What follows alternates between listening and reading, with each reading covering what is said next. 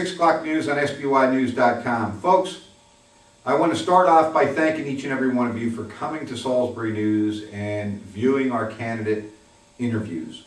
We did 37 of them, folks.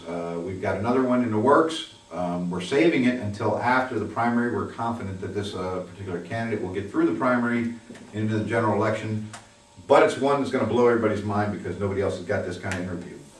What I want to talk about tonight is this.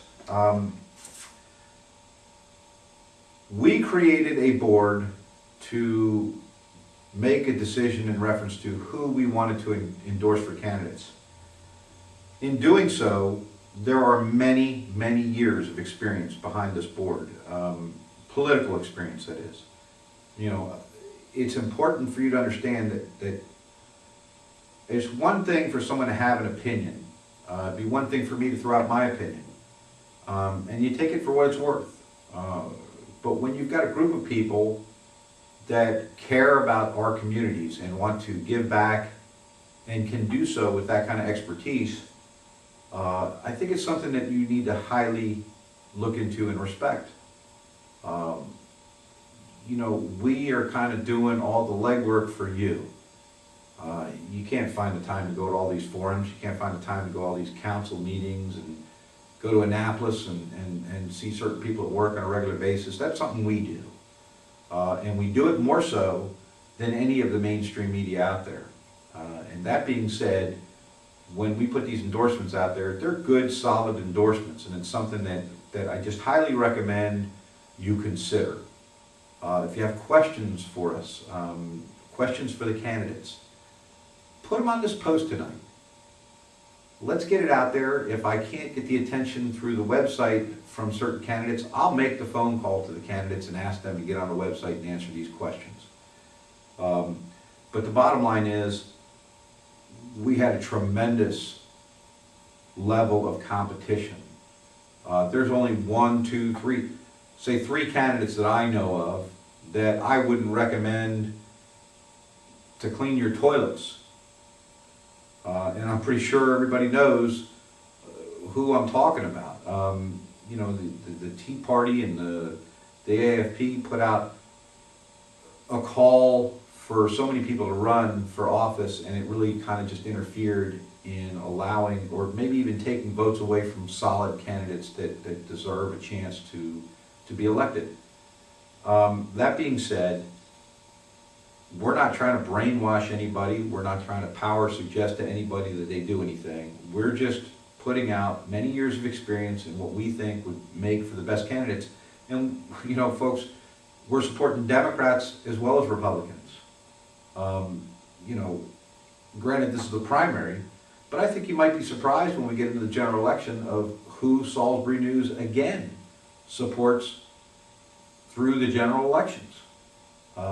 So, and it might get contentious at that point, because what was interesting was on this board, it blew me away that everybody agreed. You know, when we voted on each one of these candidates, it turned out nobody disagreed. There wasn't someone who said, I support this person, and the rest of the board said no. It worked out that everybody agreed. And I tried to make sure that the selection would not be a group of people that totally agreed. You know, I want to hear, I want people to battle for the candidates that they believe in. And I want to know why. And fortunately, yet unfortunately, we all agreed. So I think when we get into the general election, that might be a little different, and it's going to be interesting to see where these endorsements come down the road. But don't discount what we put out there. I mean, you know, it's like Jonathan Taylor.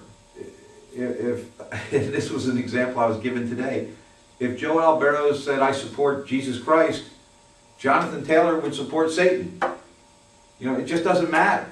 He's going to vote or support the opposite of anything I support. That's shameful. It really is. It's a shame that these people can't grow up enough to recognize the good candidates and get enough experience out there. You can't sit, you know, at home and not get out and go to all these different debates and go out to these different forums and go to these press conferences and go to council meetings and do the whole 9 yards.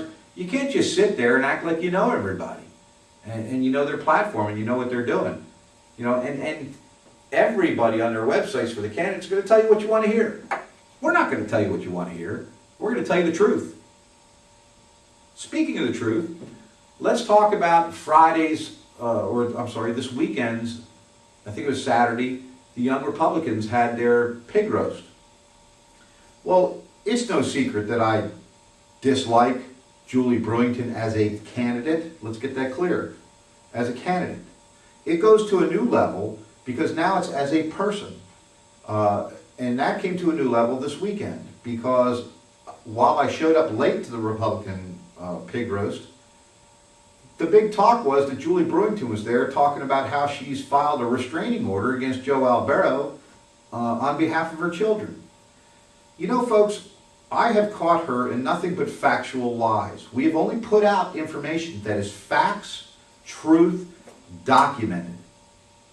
That's all we put out there on Julie Brewington, okay? Besides the parody post of the video that I did of her. Other than that, that was parody. That's humor. And if you can't get that humor, go get a life. Don't come back to the website. You don't need to be here because I'm going to throw out some humor every so often. You know? In fact, another female candidate called me right after they saw it and said, "Shame on you, you're a bad boy." But you know what? That was the funniest thing I've ever seen. And if you want to do one on me, please do. That was another female candidate who made that statement. But the bottom line is this, Julie. You should have admitted to your mistake. We caught you on Facebook. We got it documented. We proved that you suggested that it makes you sick to your stomach that I think of your daughter in a sexual way. That's just really messed up, Julie. That's messed up. That's mentally. You got a mental problem. You really do. To suggest something like that could end up with a lawsuit that could cripple you for life, financially.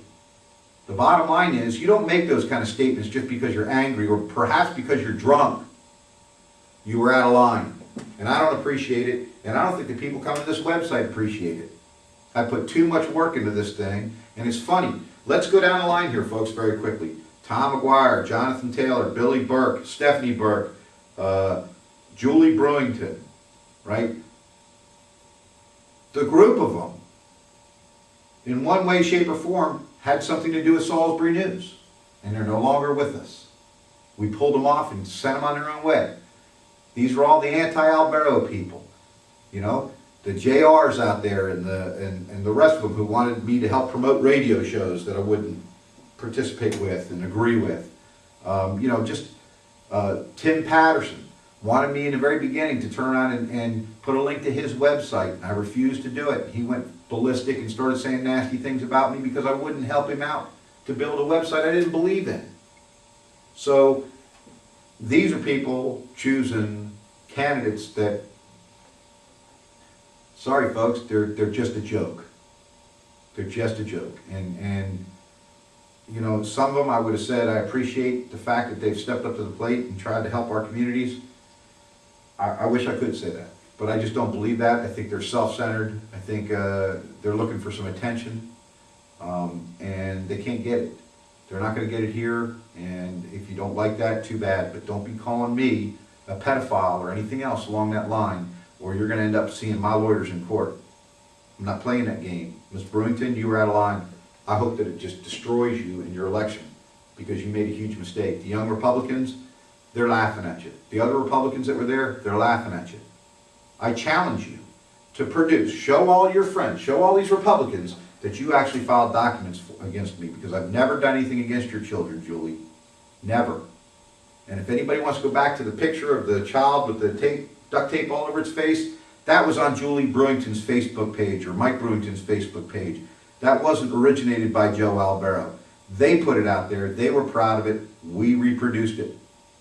Folks, go back to these interviews, go back to these candidates that we've suggested you consider for this election, and we're going to make a positive difference here on the Eastern Shore.